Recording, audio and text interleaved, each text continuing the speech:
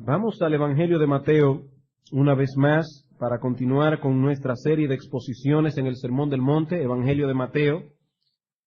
Y vamos a leer en el capítulo 5 los versículos 21 al 26. Oísteis que fue dicho a los antiguos, no matarás, y cualquiera que matare será culpable de juicio. Pero yo os digo que cualquiera que se enoje contra su hermano será culpable de juicio. Y cualquiera que diga necio a su hermano será culpable ante el concilio. Y cualquiera que le diga fatuo quedará expuesto al infierno de fuego. Por tanto, si traes tu ofrenda al altar y allí te acuerdas de que tu hermano tiene algo contra ti, deja allí tu ofrenda delante del altar y anda, reconcíliate primero con tu hermano y entonces ven y presenta tu ofrenda. Ponte de acuerdo con tu adversario pronto, entre tanto que estás con él en el camino, no sea que el adversario te entregue al juez y el juez al alguacil y seas echado en la cárcel. De cierto te digo que no saldrás de allí hasta que pagues el último cuadrante. Como hemos visto ya a lo largo de esta serie de mensajes, en el Sermón del Monte el Señor Jesucristo está desarrollando lo que podríamos llamar en un lenguaje moderno y sobre todo en un tiempo preelectoral, lo que podríamos llamar su programa de gobierno como Mesías. Pero ese programa de gobierno no encajaba con la idea nacionalista y carnal que muchos de estos judíos se habían forjado del reino prometido en el Antiguo Testamento. El Mesías que muchos de estos judíos esperaban vendría a situar a Israel como cabeza de todas las naciones de la tierra. Israel alcanzaría una posición de gloria y un poderío político, económico y militar superior al que alcanzó la nación en los días de David y en los días de Salomón. Pero ahora viene nuestro Señor y en este discurso no menciona ni una sola palabra acerca de estas cosas. Nada se habla aquí acerca de Roma y de su poder opresivo sobre el pueblo de Israel. Ni una sola promesa que aliente la instauración de cambios políticos o sociales en Palestina en el futuro cercano. Más bien el Señor comienza su discurso diciendo que en su reino son bienaventurados los pobres en espíritu, los que reconocen su condición pecaminosa delante de Dios y lloran por esa condición, los mansos, los que tienen hambre y sed de justicia, los pacificadores, los puros de corazón. Les advierte incluso que los suyos serían perseguidos por el mundo precisamente por tener esas características que son tan antagónicas a la mente del hombre natural. En el versículo 10 del capítulo 5 el Señor dice, bienaventurados sois cuando por mi causa os vituperen y os persigan y digan toda clase de mal contra vosotros mintiendo. Gozaos, alegraos, porque vuestro galardón es grande en los cielos. Asimismo persiguieron a los profetas que fueron antes que vosotros. No esperen aceptación, dice Cristo, esperen persecución. Y si todo esto ya era demasiado paradójico, en los versículos 13 al 16 el Señor afirma que a pesar de que sus discípulos serían perseguidos, maltratados, rechazados por los hombres, aún así serían la única luz que alumbraría este mundo y la única sal que frenaría el avance de su descomposición moral y espiritual. Ante todas estas paradojas, es muy probable que algunos de estos judíos comenzaran a cuestionarse ¿qué relación tenía este Mesías con las Escrituras del Antiguo Testamento? Ellos pensaban que todas esas ilusiones que se habían forjado en su imaginación descansaban en las promesas de los profetas antiguos testamentarios. Y ahora se preguntaban, ¿sería acaso que este Mesías traía una revelación nueva? Una revelación que anulaba todo cuanto se les había enseñado por los escribas y fariseos y que supuestamente descansaba y se basaba en los escritos de Moisés y los profetas. Son estas interrogantes las que Cristo responde en los versículos 17 al 20, un texto que ya estudiamos, y lo hace estableciendo dos principios fundamentales. En primer lugar, que sus enseñanzas estaban en total y perfecto acuerdo con las escrituras del Antiguo Testamento, versículo 17 al 19. No penséis que he venido para abrogar la ley o los profetas. No he venido para abrogar, sino para cumplir.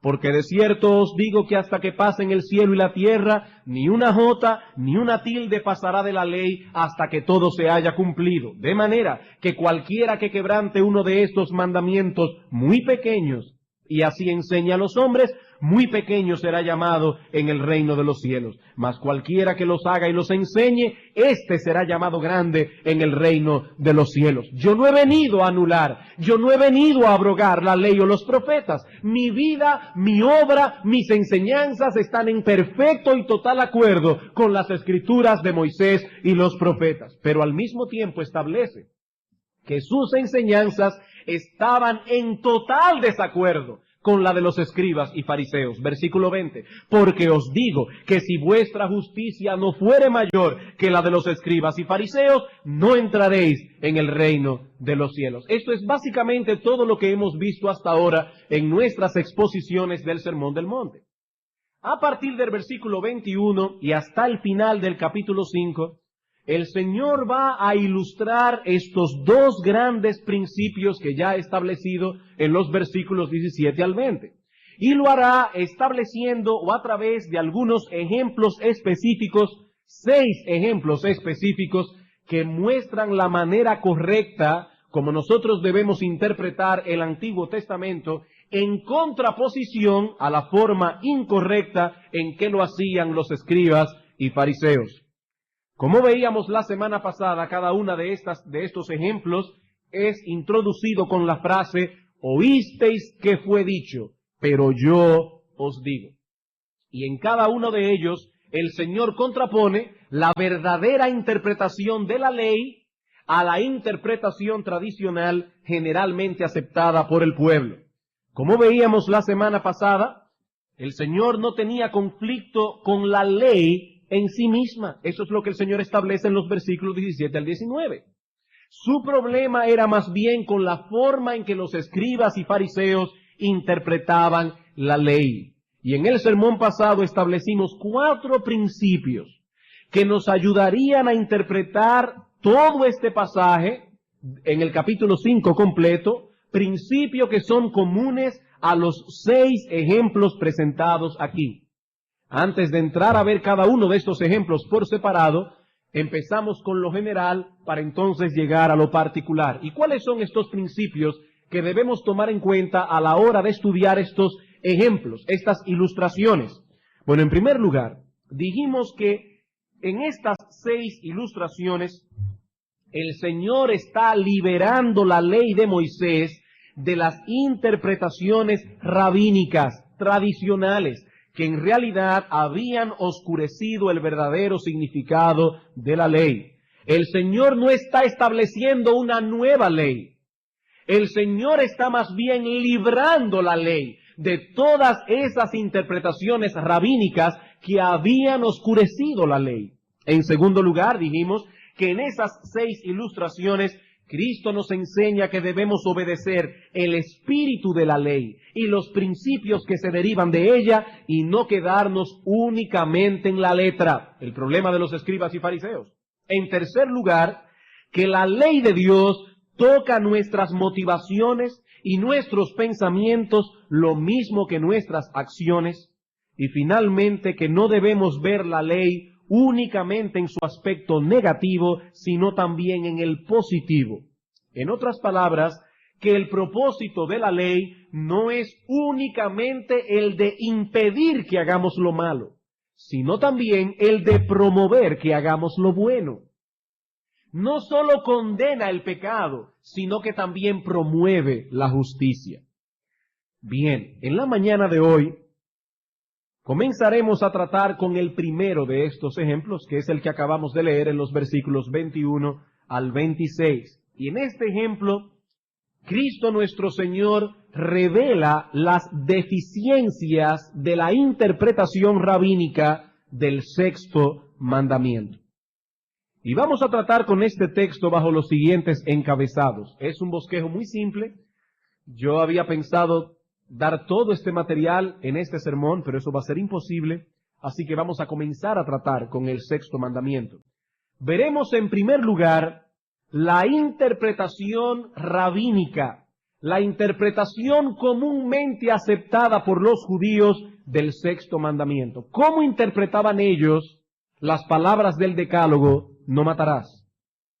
Y en segundo lugar pasaremos a considerar el verdadero alcance de esas palabras, el verdadero alcance del sexto mandamiento. Vamos a Mateo capítulo 5, versículo 21 otra vez, para ver la interpretación rabínica del sexto mandamiento.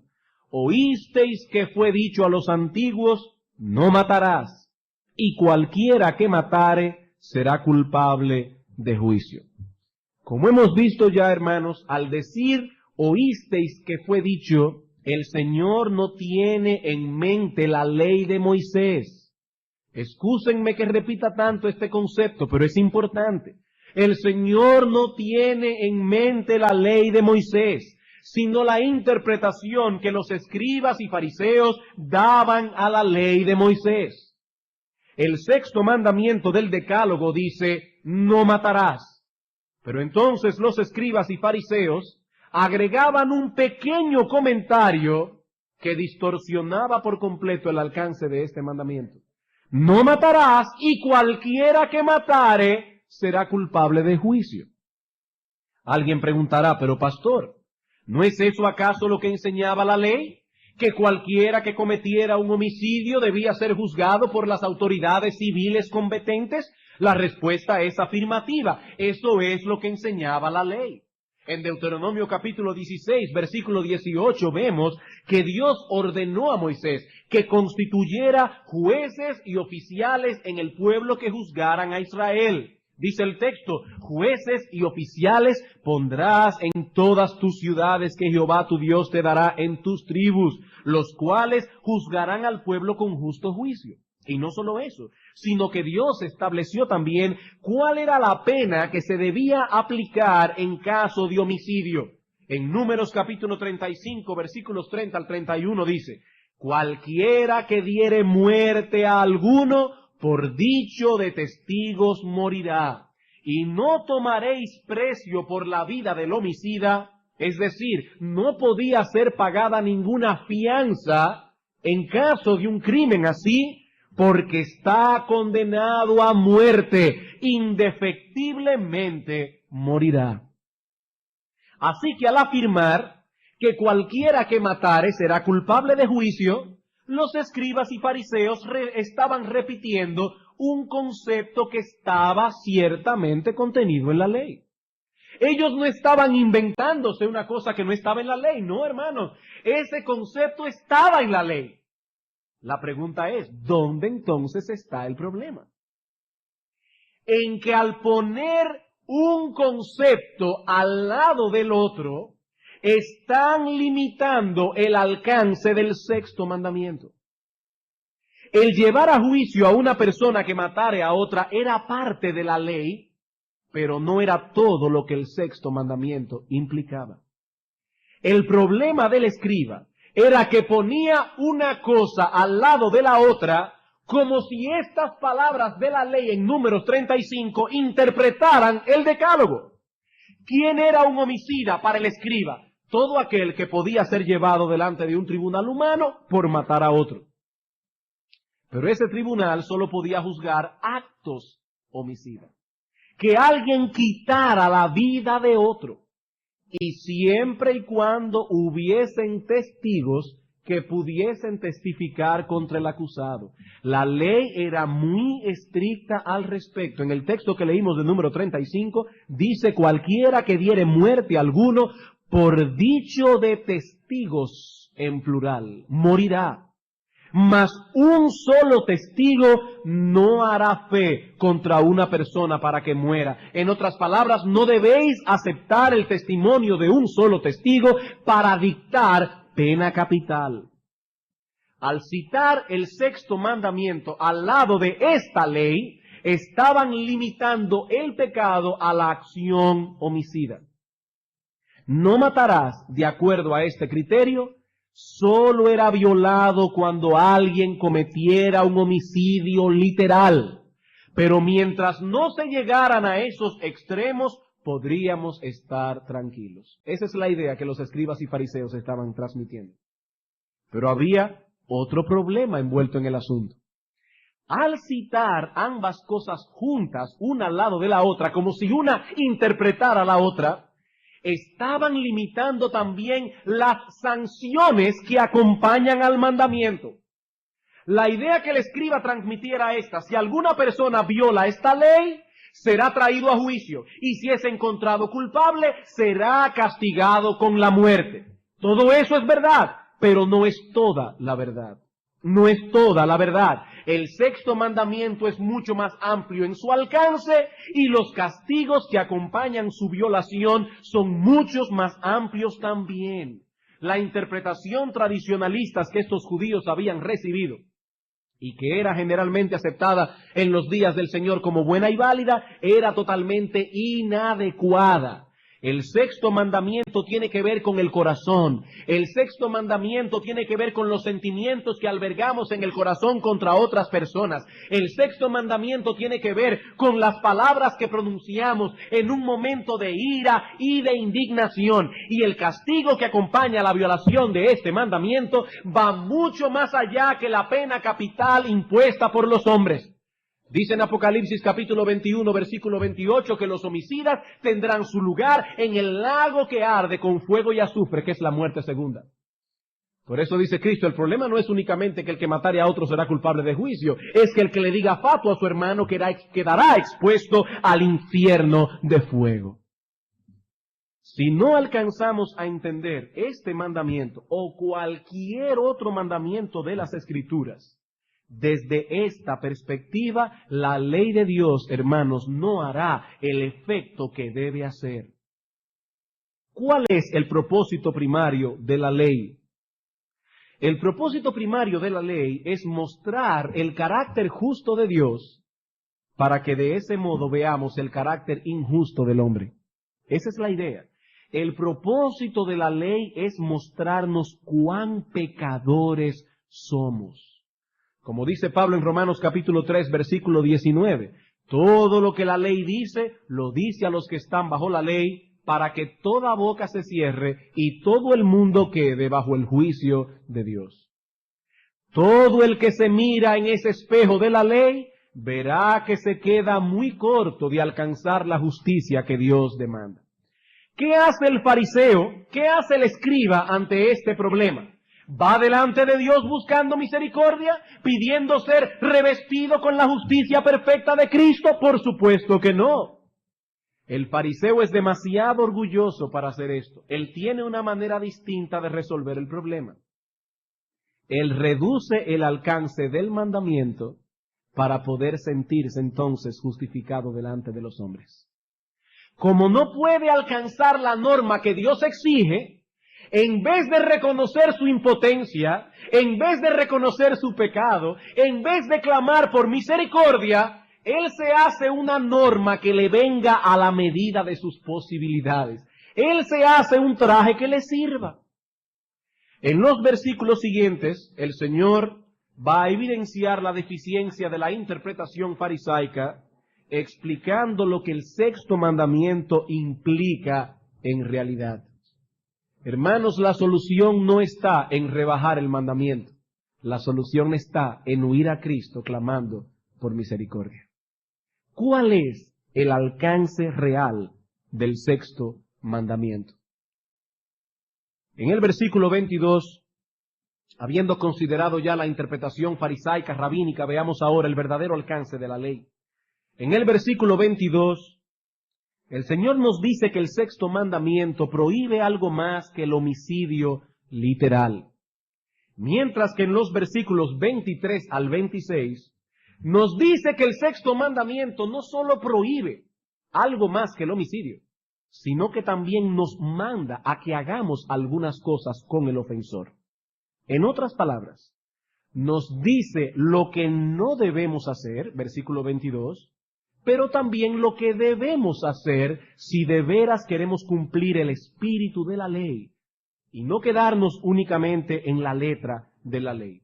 Así que, hermanos, el sexto mandamiento contiene un aspecto negativo, versículo 22, un aspecto positivo, versículos 23 al 26. Comencemos ahora, y allí estaremos el resto de la mañana, con el aspecto negativo del mandamiento. Versículo 22.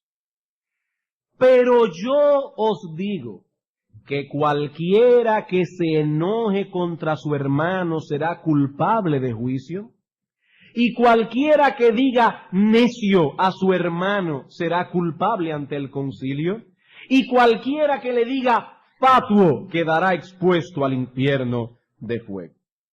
En este texto el Señor amplía no solo el significado del mandamiento, sino también el castigo que acompaña la violación del mandamiento. Hermanos, ¿qué significan realmente las palabras no matarás? Bueno, es indudable y muy obvio que prohíben el homicidio. Eso está incluido sin lugar a dudas en el mandamiento. Pero lo que estamos diciendo es que incluye algo más. ¿Qué más? Bueno, al menos dos cosas más. Dos cosas más. En primer lugar, el sexto mandamiento prohíbe albergar en el corazón un enojo pecaminoso e injusto contra cualquier persona. El sexto mandamiento prohíbe el albergar un enojo pecaminoso en el corazón contra cualquier persona. Dice aquí, pero yo os digo que cualquiera que se enoje contra su hermano, el que se enoje con él, ya será culpable de juicio. Pero pastor, allí dice contra su hermano. Sí, pero debemos recordar que Cristo está hablando en un contexto judío y que ellos se llamaban hermanos unos a otros en el sentido racial. Así que este texto no se circunscribe únicamente a las relaciones familiares, no se circunscribe únicamente a las relaciones dentro de la iglesia. Este texto es mucho más amplio en su alcance. Lo que Cristo está diciendo es, cualquiera que alberga enojo, ira, resentimiento, amargura, odio en su corazón contra cualquier persona, está violando el espíritu de la ley. Así que culpable no es únicamente el que comete homicidio, sino también el que alberga en su corazón todos esos sentimientos malignos contra su hermano. Pastor, ¿significa esto que la ira, el enojo son pecaminosos? No necesariamente. No necesariamente. La ira y el enojo no son pecaminosos en sí mismos. La Biblia posee testimonios abundantes que demuestran y testifican que la capacidad de airarse es parte de la imagen divina en el hombre. Así como Dios es amor y lleno de bondad, así también las Escrituras nos enseñan que Dios posee una ira y un aborrecimiento infinito hacia el pecado y todas sus manifestaciones. Nuestro Dios es un Dios que tiene ira. Y hay un texto bíblico, podemos buscar muchos, pero hay un texto bíblico en que se muestra esto de una manera muy evidente, Números capítulo 11. Números capítulo 11. En ese capítulo encontramos 3 ocasiones en que Dios se airó contra el pueblo de Israel. Números capítulo 11, versículos 1 al 3. Aconteció que el pueblo se quejó a oídos de Jehová, y lo oyó Jehová, y ardió su ira, y se encendió en ellos fuego de Jehová, y consumió uno de los extremos del campamento. Entonces el pueblo clamó a Moisés, y Moisés oró a Jehová, y el fuego se extinguió, y llamó a aquel lugar Tabera, porque el fuego de Jehová se encendió en ellos. Pero no bien acaban de pasar por esta experiencia, y dice en el versículo 4, y la gente extranjera que se mezcló con ellos tuvo un vivo deseo, y los hijos de Israel también volvieron a llorar, y dijeron, ¿quién nos diera a comer carne? Versículo 31. Y vino un viento de Jehová y trajo codornices del mar, y las dejó sobre el campamento, un día de camino a un lado y un día de camino al otro, alrededor del campamento, y casi 2 codos sobre la faz de la tierra. Entonces el pueblo estuvo levantado todo aquel día y toda la noche y todo el día siguiente, recogiendo codornices. El que menos recogió 10 montones, y las tendieron para sí a lo largo alrededor del campamento. Aún estaba la carne entre los dientes de ellos antes que fuese masticada, cuando la ira de Jehová se encendió en el pueblo, e hirió Jehová al pueblo con una plaga muy grande. Esta gente ve el poder de Dios manifestarse, y en vez de venir y decir, oh Dios, ¿qué hemos hecho? Perdónanos, comenzaron a comer carne como si nada hubiera estado pasando. Y dice la Biblia, la ira de Dios se encendió contra ellos.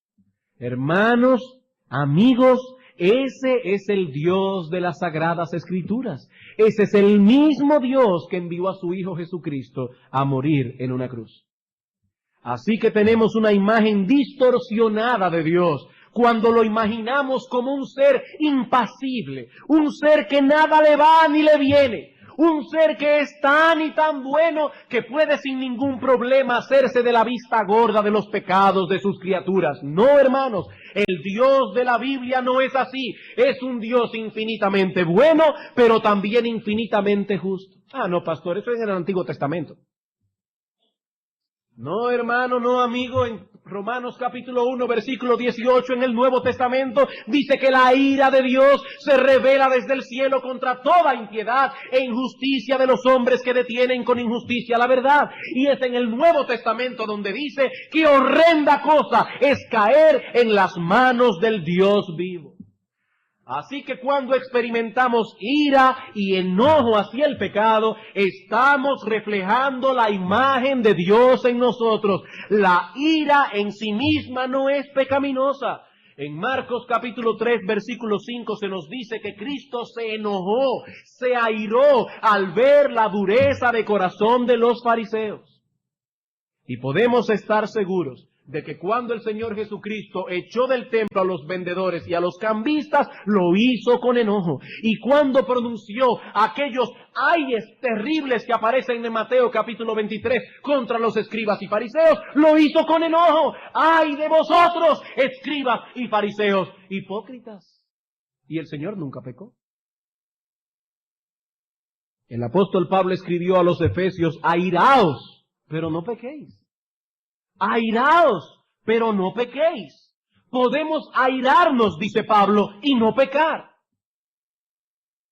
De hecho, yo voy a irme más lejos. Hay ocasiones en que es pecaminoso no airarse. Hay ocasiones en que es pecaminoso no sentir ira. Como bien señala el comentarista John Brown, hay ciertas circunstancias en las cuales pecaríamos si no nos airamos. Y Martin Lloyd-Jones escribió, cuanto más santos nos hacemos, tanta más ira sentimos por el pecado. Hermanos, ¿qué significa ser santo? Ser santo no es otra cosa que ver la vida desde la misma óptica de Dios.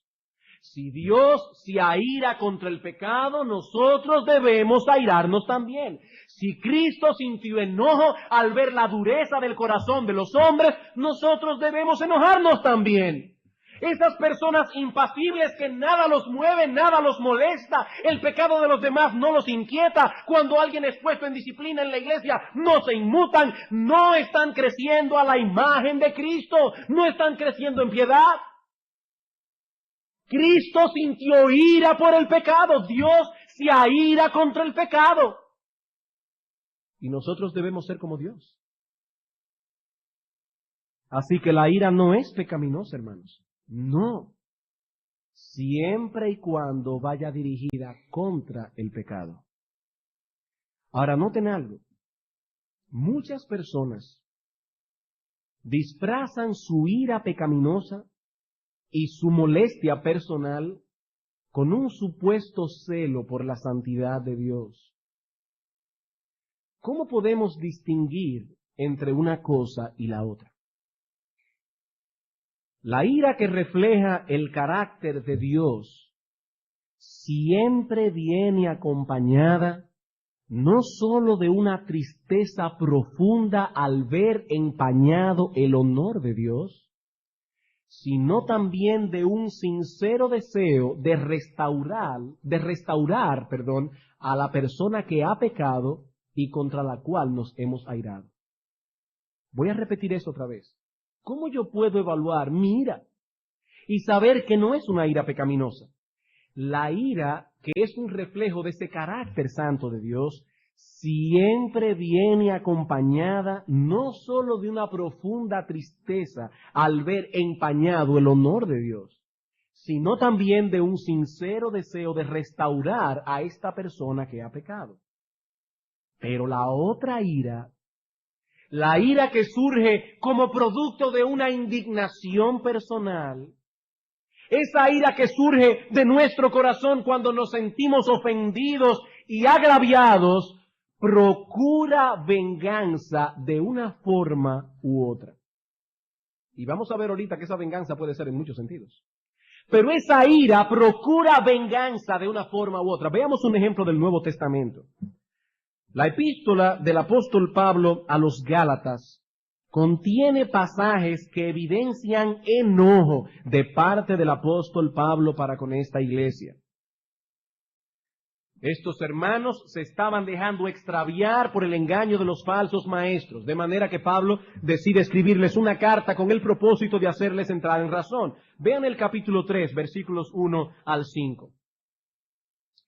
Oh Gálatas insensatos, ¿quién os fascinó para no obedecer a la verdad? A vosotros ante cuyos ojos Jesucristo fue ya presentado ciertamente entre vosotros como crucificado.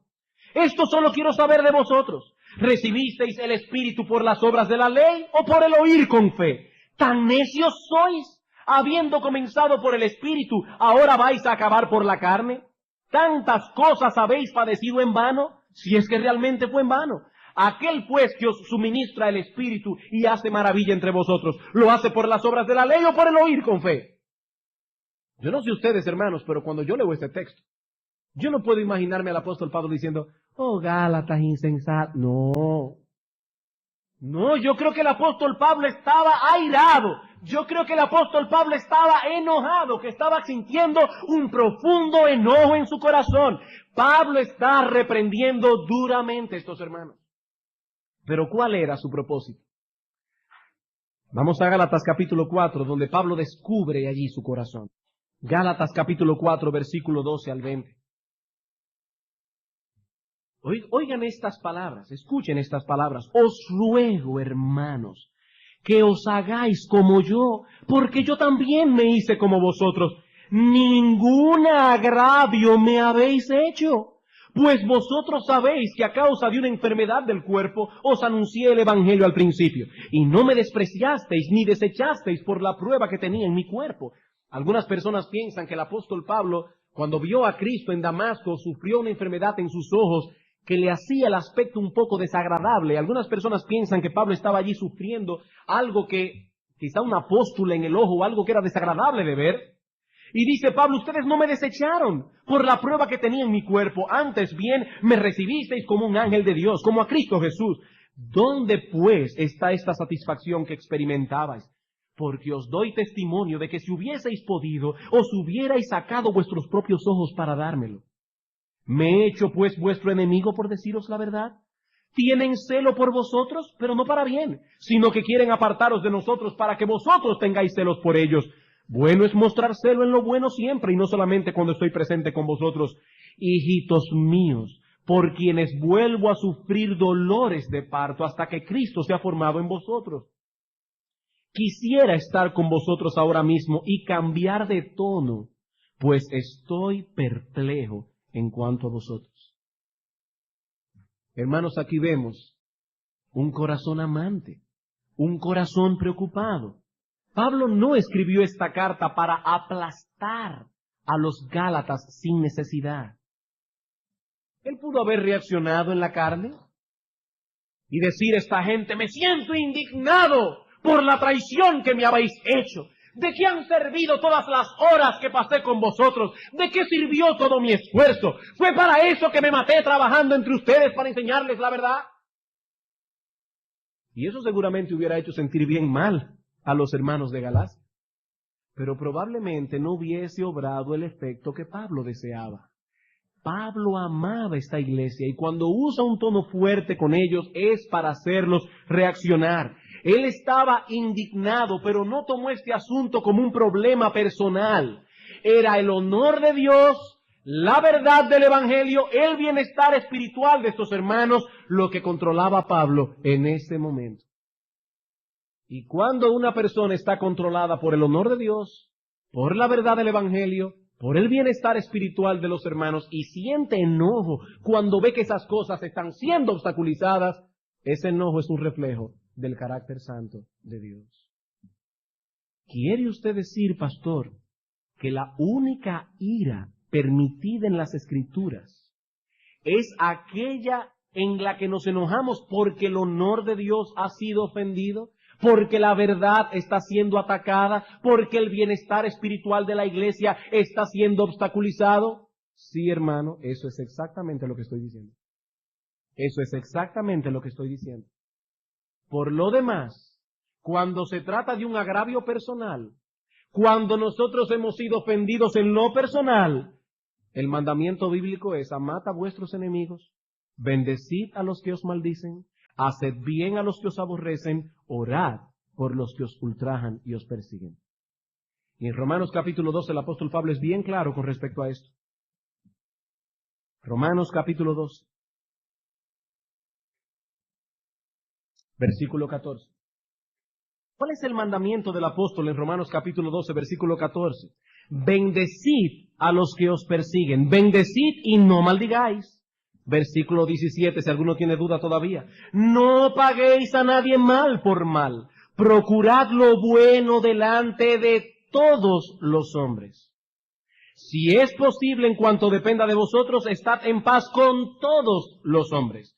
No os venguéis vosotros mismos, amados míos, sino dejad lugar a la ira de Dios. Porque escrito está: mía es la venganza, yo pagaré, dice el Señor. Así que si tu enemigo tuviere hambre, dale de comer. Si tuviere sed, dale de beber. Pues haciendo esto, ascuas de fuego amontonarás sobre su cabeza. No seas vencido de lo malo, sino vence con el bien el mal. ¿Hay lugar aquí, hermanos, para la otra ira? No, no hay lugar aquí. El enojo que sentimos cuando creemos que alguien nos ha ofendido, cuando nos sentimos agraviados, siempre viene acompañado del deseo de que el otro reciba lo que merece. No es el honor de Dios lo que nos preocupa, no es la restauración del pecador. Y si permitimos que esa clase de ira, esa clase de enojo encuentre cabida en el corazón, tarde o temprano veremos que también vino junto con ella un deseo de venganza. El deseo de que de una u otra forma aquel se sienta mal por lo que me ha hecho, que el otro sepa que me ha herido, que estoy dolido con él y que él debe pagar por ello de alguna manera. Y eso es precisamente lo que el sexto mandamiento prohíbe. Hermanos, eso es homicidio. Cristo dice que cualquiera que alberga ese enojo en su corazón es culpable, ha violado el espíritu de la ley, aun cuando no haya expresado su molestia y su amargura de ninguna forma visible. Solamente con tener el enojo en el corazón, con permitir que la amargura venga al corazón, con desear que esta persona le pase algo, con desear que reciba lo que merece, ya eso es homicidio. Ahora bien, esa ira pecaminosa e injusta generalmente se manifiesta de una forma u otra. Es difícil que el corazón comience a bullir y que algo no salga a flote. Es posible, pero es difícil. Por lo tanto, el Señor Jesucristo ahora va a dar un paso más adelante en el versículo 22. La expresión extrema de la ira es el homicidio literal. Esa es la expresión extrema. Pero nuestro Señor Jesucristo nos enseña que hay otras maneras en que podemos dar riendas sueltas a la ira que son más comunes que el homicidio literal. Versículo 22. Pero yo os digo que cualquiera que se enoje, fíjense que aquí no está hablando de expresar el enojo, simplemente de enojarse, contra su hermano será culpable de juicio. Pero ahora va más allá. Y cualquiera que diga necio a su hermano será culpable ante el concilio. Y cualquiera que le diga fatuo quedará expuesto al infierno de fuego. Ya dijimos que el sexto mandamiento prohíbe, en primer lugar, albergar en el corazón un enojo pecaminoso contra el hermano. Pero ahora vemos que el mandamiento incluye también expresar ese enojo verbalmente a través de palabras denigrantes, a través de palabras hirientes. Repito otra vez, hermanos, el sexto mandamiento no solo prohíbe albergar enojo en el corazón, sino también hacer uso de palabras denigrantes y de palabras hirientes para dar riendas sueltas al enojo. Y el Señor usa aquí dos palabras específicas. La primera es la palabra necio. Y esa palabra que aparece aquí es la traducción de la palabra aramea raca. De hecho, la Biblia de las Américas ni siquiera traduce la palabra. Dice, cualquiera que le diga raca a su hermano será culpable de juicio. Esa palabra aramea significa literalmente cabeza hueca, estúpido, imbécil, insignificante. Se trata de un término peyorativo que denigra a la persona.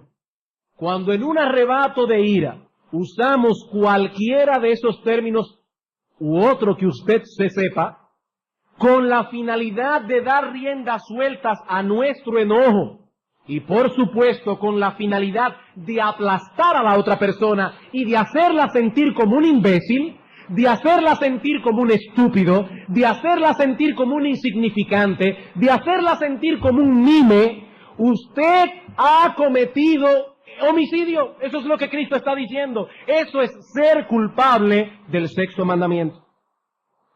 Ahora bien, quisiera traer algo aquí a colación al tratar con este punto. Hermanos, el Señor no está prohibiendo el uso de la palabra necio. Repito, hermanos, el Señor en el texto no está prohibiendo el uso de la palabra necio. Y volvemos otra vez al mismo problema que explicábamos la semana pasada. Algunas personas van al Sermón del Monte, lo toman como un código legal que debe ser obedecido al pie de la letra, al cual debemos apegarnos en todos los detalles, y concluyen que el Señor está prohibiendo que una persona le diga necio a otro. Pero esta interpretación no encaja con el contenido del Nuevo Testamento. Por ejemplo, en Mateo capítulo 23, versículo 19, encontramos al mismo Cristo llamándole necios a los fariseos. Y como ya vimos en Gálatas capítulo 3, en los versículos 1 al 3, el apóstol Pablo le llama insensatos y les llama necios. Así que tenemos que ir más allá de la letra para entender el espíritu del mandamiento. Hermanos, el problema no está en la palabra necio en sí misma, sino en el uso de esa expresión denigrante para dar riendas sueltas a la ira y al enojo.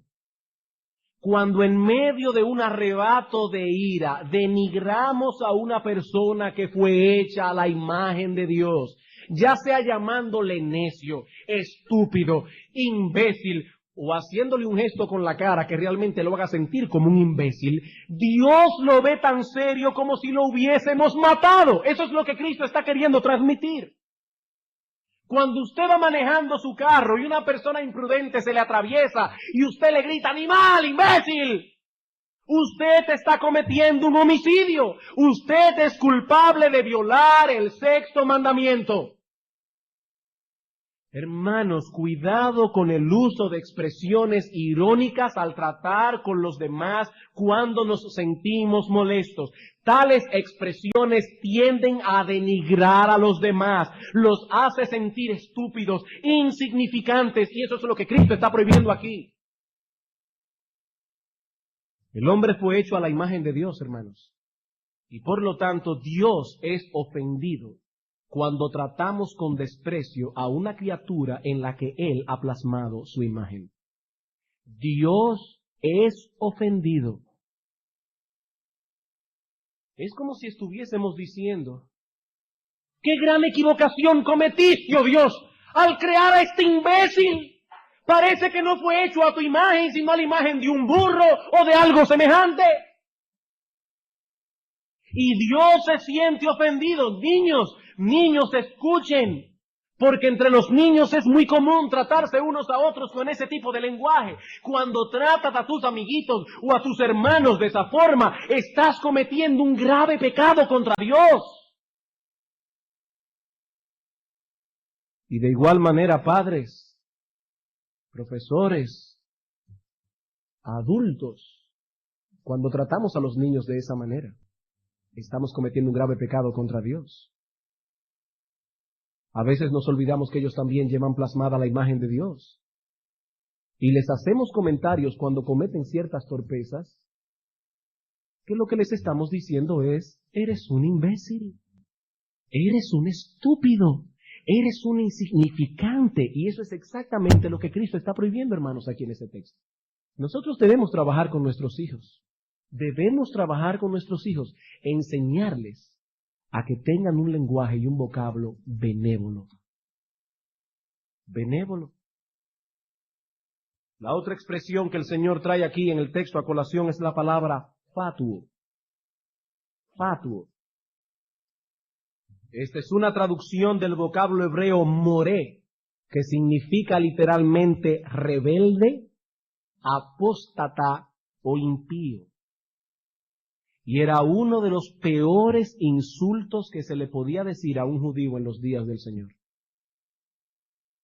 Es la misma palabra que usa Moisés en Números capítulo 20, versículo 10, cuando se airó con el pueblo de Israel en el problema que hubo en Meriba. ¿Recuerdan esa historia? Los hijos de Israel comienzan a quejarse porque no tenían agua y Dios le había dicho a Moisés que hablara, simplemente que hablara con una piedra que había en aquel lugar, y que al hablar le iba a salir agua.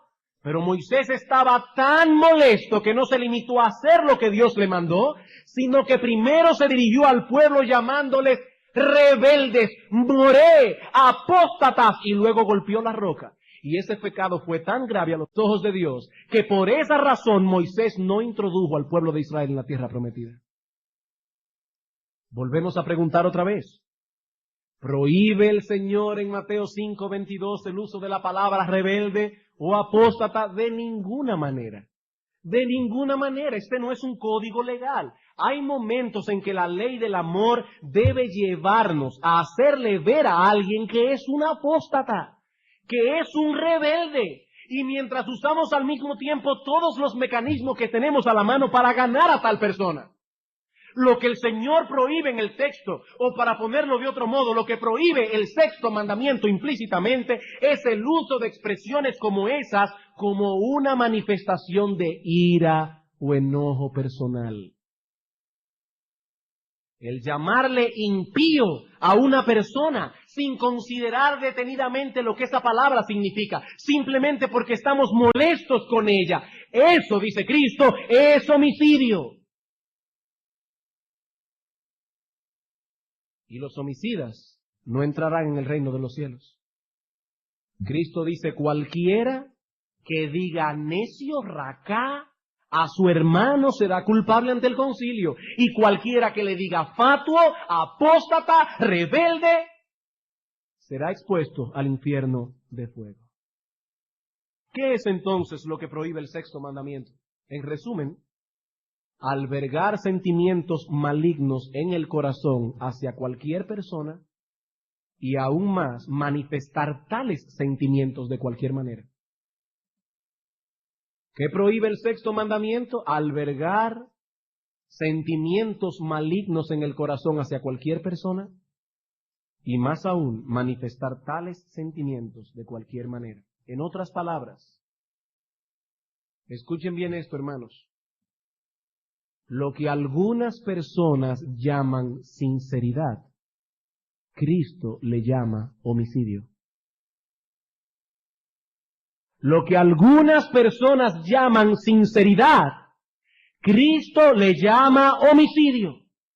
Hay muchas personas que se amparan en una supuesta sinceridad para dar riendas sueltas al enojo y a la ira que guardan en el corazón. Son personas rencillosas, vengativas, no pueden soportar el agravio en silencio, no pueden pasar por alto una ofensa. Y lo que esta persona piensa es, me siento airado con este, y lo correcto es que sea sincero y se lo haga saber.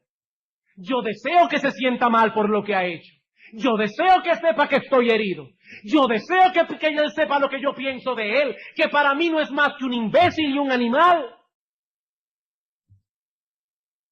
Sí, hermano, pero eso no es sinceridad. Expresar esas cosas no solamente revelan un corazón homicida, sino que es falta de dominio propio y de un espíritu perdonador. Eso no es sinceridad. Cristo dice que los ciudadanos de su reino no son así. Ahora noten, no estamos diciendo que los cristianos verdaderos, lavados por la sangre de Cristo, regenerados por el poder del Espíritu Santo, no tienen lucha con ese espíritu homicida que se alojó en el corazón del hombre desde la caída de nuestros primeros padres. No, hermanos, eso no es lo que estamos diciendo. Los cristianos también tienen pasiones que combaten en sus miembros. Y cuando son ofendidos y maltratados, esas pasiones se encienden y tratan de llevarnos a pecar. ¿Cuál es la diferencia entre el espíritu cristiano y el espíritu farisaico? La actitud que ambos asumen hacia ese problema. Esa es la diferencia. El fariseo no se inquieta cuando percibe que en su corazón hay enojo y amargura. Siempre y cuando él no mueva un dedo para hacerle daño al otro, él está tranquilo. Él desea, claro está, que a esa persona lo parta un rayo. Pero como él no ha tomado la iniciativa de hacerle ningún mal físico, él se siente justificado. Él se siente tranquilo. De hecho, el fariseo ni siquiera se inquieta cuando da riendas sueltas a su enojo. Él denigra a los demás, los trata como animales, pero como no ha traspasado la letra de la ley, como él no le ha quitado la vida a la otra persona, él no tiene nada de qué preocuparse. Esas expresiones airadas son un desahogo saludable. Así es que él bota presión. Él agarra a una persona y comienza a decirle de todo y después, me siento descargado. Pude decirle lo que había en mi corazón. Pero el cristiano verdadero no es así. El cristiano verdadero no es así. El creyente lucha contra esos sentimientos malignos que residen en su interior. Él los percibe también. Él se molesta también. Y cuando se da cuenta de que se ha dejado vencer por esos sentimientos malignos, se abate, se siente mal. Su conciencia ha sido activada y cuando usa palabras inadecuadas, su conciencia lo acusa y siente un terrible desasosiego en su interior, un terrible malestar. Así que no estamos diciendo aquí que el cristiano es perfecto. No estamos diciendo aquí que el cristiano siempre habla con bondad. No estamos diciendo que el cristiano siempre domina su ira, porque eso no es cierto. Eso no es cierto. Lo que estamos diciendo es que el cristiano enfrenta este problema desde una óptica muy diferente a la del hombre natural. Y claro está, el cristiano tiene un poder para refrenar su ira que el hombre natural no posee. Aquí no estamos diciendo que el cristiano continuamente está dejando salir su ira. Aquí estamos diciendo que eso a veces pasa. Eso a veces pasa, porque al que le pasa todo el tiempo es un homicida, y la Biblia dice que ningún homicida tiene vida eterna permanente en él. Eso dice la Biblia, y eso dice Cristo aquí. Los homicidas no entrarán al reino de los cielos, no entrarán. Pero el hombre natural ni siquiera acepta que eso sea un problema, él lo llama sinceridad, desahogo, o cualquier otra palabra que esconda la malignidad de ese pecado. Pero los creyentes tenemos la mente de Cristo. Los creyentes saben que eso no está bien y luchan por no dejarse vencer por sus pasiones. Amigo, te repito esto, Cristo le llama a esto homicidio. Y ningún homicida entrará en el reino de los cielos. Gálatas capítulo 5, versículo 19. Y manifiestas son las obras de la carne, que son adulterio, fornicación, inmundicia, lascivia, idolatría, hechicerías, y escuchen, enemistades, pleitos, celos, iras, contiendas, disensiones, herejías, envidias, homicidios, borracheras, orgías, y cosas semejantes a estas, acerca de las cuales os amonesto, como ya os lo he dicho antes, que los que practican tales cosas no heredarán el reino de Dios. No heredarán el reino de Dios. Sí es cierto, todo creyente tiene que luchar con esas pasiones diariamente. Unos más, otros menos. Noten lo que dice Pablo en Efesios capítulo 4. Efesios 4:31, quítense de vosotros toda amargura, enojo, ira, gritería, maledicencia, toda malicia. El apóstol Pablo está escribiendo aquí a hermanos. Si eso no fuese un problema para los creyentes, ese texto estaría allí de más. Pero el inconverso no lucha con esas cosas. El inconverso no sabe lo que es inquietarse por esos sentimientos malignos que residen en el corazón. El inconverso se ofende cuando escucha que la palabra de Dios lo acusa de homicidio. Piensan que esa acusación es exagerada. Nos dicen incluso que en este mundo tan cruel no se puede ser manso, que hay que darse a respetar. Amigos, si esa es tu forma de pensar, eres un homicida. Y espero que las palabras de Cristo en esta mañana traspasen tu conciencia y quebranten tu corazón. Probablemente no habías visto las cosas desde esta óptica, pero debes saber que esa es la óptica de Dios. Es por eso que nadie puede salvarse cumpliendo los 10 mandamientos. Porque nadie en sus propias fuerzas puede vivir a la altura de lo que esos mandamientos demandan. Yo quisiera que alguien levantara la mano aquí en esta mañana y me dijera que no es un homicida. ¿Quién en esta mañana aquí se siente libre de homicidios? ¿Quién puede levantar la mano y decir yo nunca he matado a nadie? De acuerdo a la óptica de Dios, hermanos, somos homicidas. La salvación solo puede ser por gracia, por medio de la fe. Solo Cristo puede salvar al pecador poniendo en nuestra cuenta su justicia perfecta. ¿Cómo? Por medio de la fe. Al que cree, como dice Pablo en Romanos 4, su fe le es contada por justicia. Amigo, la ley de Dios nos acusa, la ley de Dios nos condena. Nadie sale absuelto cuando es juzgado por esa norma. Muchas veces nos encontramos predicando la palabra de Dios a ciertas personas y sabemos que en el fondo de corazón esas personas están pensando, yo no necesito estas cosas. Yo no soy tan malo.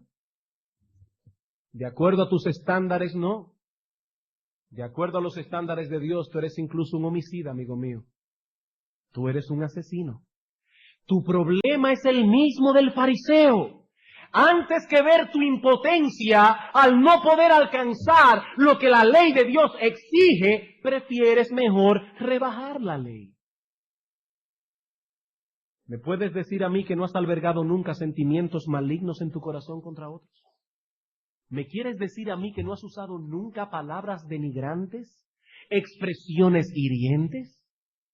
Eso es homicidio a los ojos del Señor. Pero eso no es todo. Solo quisiera hacer notar antes de concluir que el Señor Jesucristo llegó más lejos. Si ya tú piensas que esto es una carga demasiado grande, el Señor Jesucristo llegó más lejos en su aplicación del 6º mandamiento. No basta con que nos abstengamos de hablar palabras duras contra otros en un momento dado. No, Cristo dice que debemos dar un paso más adelante y tratar de remover la causa del conflicto. Versículo 23. Por tanto, si traes tu ofrenda al altar y allí te acuerdas que tu hermano tiene un problema contra ti, deja allí tu ofrenda y ve y reconcíliate con tu hermano. No es únicamente el asunto de no hacer, es también hacer.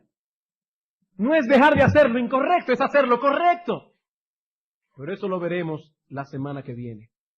Por ahora, que cada uno examine su corazón a la luz de lo que hemos visto hoy. ¿Estamos nosotros luchando contra esos sentimientos homicidas que residen en el corazón? ¿Sentimos nosotros un profundo pesar cuando somos vencidos por nuestras corrupciones en ese sentido?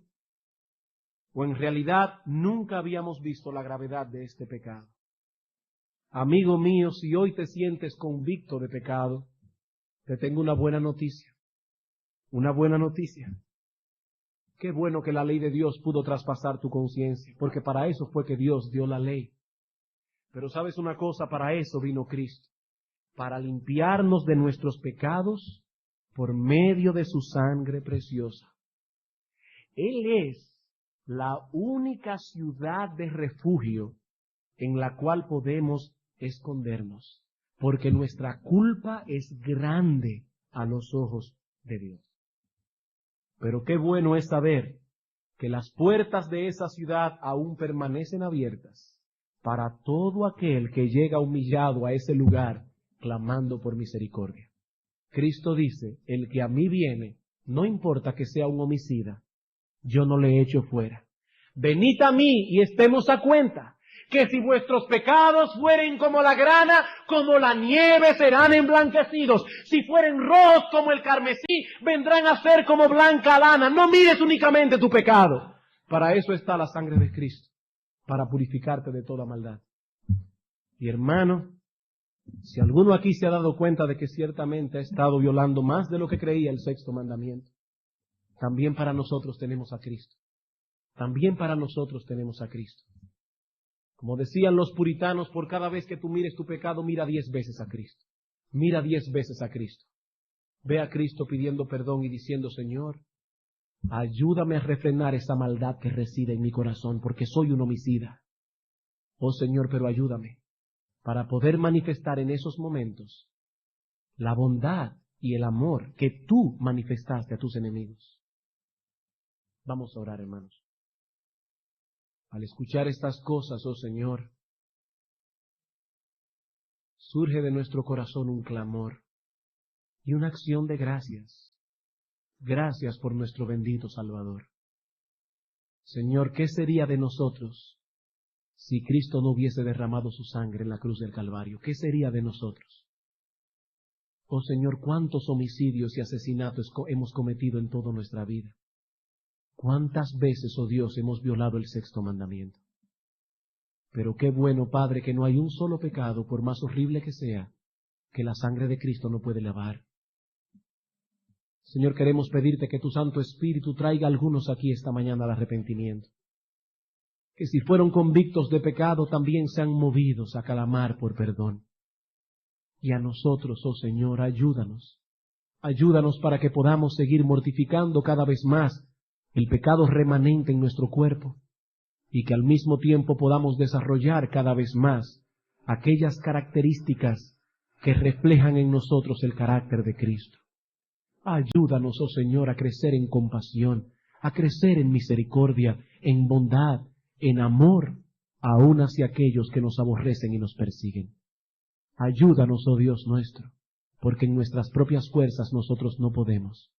Te lo suplicamos en Cristo Jesús.